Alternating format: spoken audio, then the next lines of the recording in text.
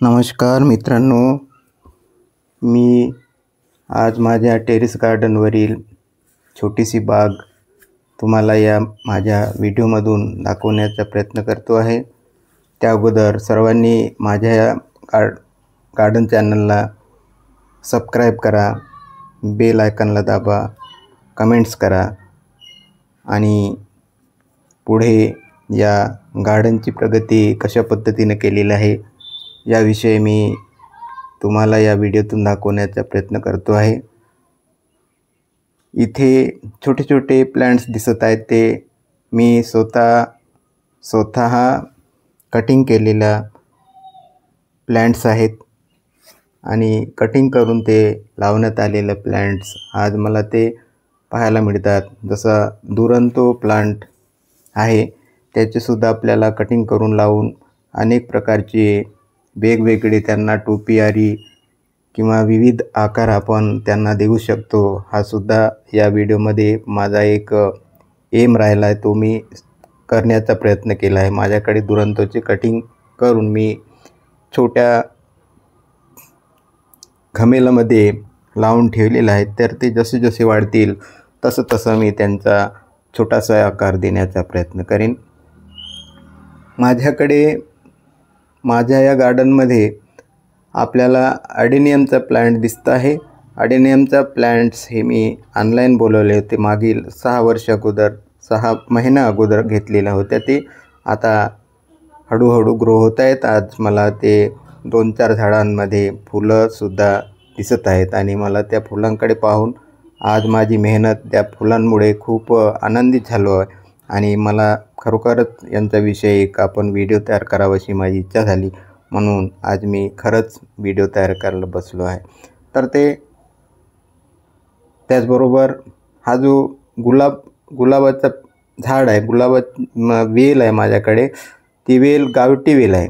गावठी गुलाब आपल्याला माहीत असेल तर खूप असा सुगंधित वास येतो आणि ते खूप असं पसरून वरती जातो आणि त्याला एकेका झाडाला त्याला 4-4, 5-5 फुलं येतात आणि ते पूर्ण आपल्या जेवढं काही परिसर आहे त्या परिसराला ते सुगंधित करून देतात आणि सगळ्याला मनमोहित करतात। असा तो माझ्याकडे हा गावठी गुलाबसुद्धा लावलेला आहे। परत पुन्हा या ठिकाणी मी कलम्स बरेच झाडांचे लावले, जसं पायकस डार्क प्लांट, त्याचबरोबर कृष्णकमळचे वेलीचे सुद्धा माझ्याकडे कलम्स लावून त्यांना मी जगवण्याचा प्रयत्न करतो आहे आणि ते लावल्यानंतर काही दिवसानंतर लगेचच त्यांना नवीन पालवी फुटते आणि एखादी महिन्यानंतर तो चांगला ग्रो होताना दिसतो। तेव्हा मात्र आपण खूप खुश होतो की आपण केलेलं वर्क हे खरोखरच छान ग्रो होत आहे आणि आपण आनंदित होतो। अशा पद्धतीनं हा माझा छोटासा गार्डन तयार करता तो हळूहळू खूप वाढल्यानंतर मी परत पुन्हा त्यांचे अनेक झाडं करण्याचा प्रयत्नात आहोत आणि मला याची आवड असल्यामुळे मी घरातल्या जे टाकाऊ वस्तू आहेत ते बाहेर टाकून देत असतात। बरेच लोकांमध्ये ते एक भाव असते की त्यांचा आपल्याला उपयोग झाल्यानंतर ते तुटपूट झाले की आपण त्यांना बाहेर टाकतो, परंतु माझ्याकडे तुटलेल्या बाल्टीसुद्धा ते मी कामात लावलेलं आहे आणि त्याच्यावर मी झाड लावलेलं आहे आणि ते अतिशय सुंदर ग्रो झालेले आहेत आणि ते एक वेळ त्यांना आपण लावलं तर ते बरेच दिवस टिकतात, हे बाकी आपल्याला माहीत पडत आहे। कारण एखाद्या वेळेस लावलेला झाड तो वर्षभरात आपल्याला आनंदित करून देतो आणि ते तसे कलम मी या तुटल्या फुटल्या बाल्टीमध्ये लावत असतो। परत अनेक माझ्याकडे टाकाऊ वस्तू आहेत, जसा कूलर टब आहे, गमले आहेत, टब आहेत, तर ते आपल्याला खराब झाल्यानंतर बाहेर टाकतो किंवा एखादा कोपऱ्यात टाकून देतो, ते तिथेच सडत राहतात, त्यांचा काही उपयोग करत नाही। परंतु माझ्या एक मनात येत आहे की आपण हे टाकाऊ वस्तू एकत्र फेकण्यापेक्षा दुसरीकडे टाकण्यापेक्षा आपण टेरेस गार्डनमध्ये त्याचा उपयोग करू शकतो. त्यांना आपण त्या वस्तूमध्ये माती टाकल्यानंतर तिथे कुठलेही बी रोवल्यानंतर ते खूप असा वेगाने वाढतो, हे मी समजून घेतलं आहे. तसेच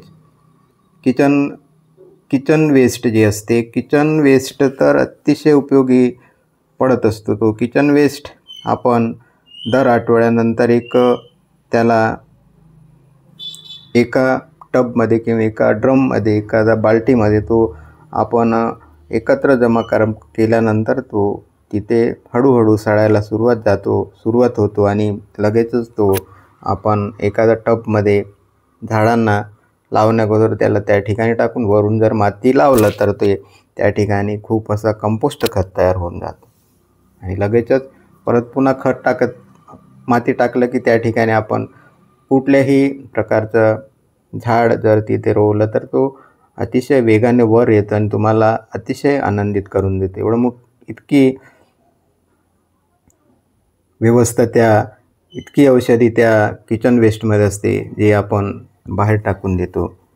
आणि छतावर गार्डन करत असताना लिकेजचा प्रॉब्लेम येणार नाही या गोष्टीकडे आपण लक्ष ठेवायचं आहे. म्हणून ग्रो बॅग्स, कुंड्या लावत असताना त्याच्या खाली एक स्टँडसुद्धा आपण लावून त्यांना आपण व्यवस्थित ठेवण्याचा प्रयत्न करावे, कारण तिथून आपल्याला सफाई करण्यास अडचण होणार नाही किंवा पाणी लिकेज होऊन आपल्या घरातसुद्धा जाणार नाही. ह्या गोष्टी आपण लक्षात ठेवायच्या आहेत. हे बघा, मी इथे या खराब टाकलेल्या टबमध्ये मी मेथी लावलेलं आहे आणि ते या 4-5 दिवसामध्येच त्याला छान असं ते उगून येत आहे.